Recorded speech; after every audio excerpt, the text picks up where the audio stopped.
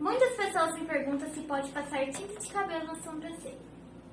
Eu sei que muitas de vocês aí, enquanto estavam pintando o cabelo, decidiu aproveitar e passar na sobrancelha também. Meninas, não façam isso que é cilada. Ah, mas por que, Larissa, não pode passar tinta de cabelo na sobrancelha? A tinta de cabelo, ela é muito agressiva, ela é totalmente diferente da tinta própria para sobrancelha e cílios. A tinta de cabelo, ela pode causar alergia, queda dos fios e até não nascer mais pelo naquela região.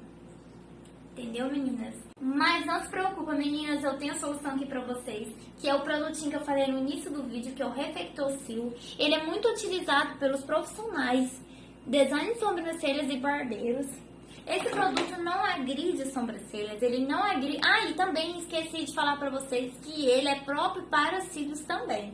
Você aí que já tá com experiência já de vida e já tá nascendo aquele espelhinho branco que te incomoda, você vai lá e passa tinta de cabelo, porque é a única solução. Porque nem a rena tampa aqueles fios branco que a gente tanto odeia na sobrancelha da gente. Então eu recomendo você procurar o seu profissional e procurar pelo produtinho Reflectocil e passar na sua sobrancelha.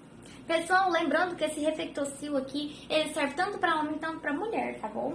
E eu vou explicar aqui mais ou menos bem rapidinho para vocês o benefício do Reflectocil. O Reflectocil, ele serve muito para pessoas que têm fios brancos e aquilo incomoda muito e opta pela tinta de cabelo.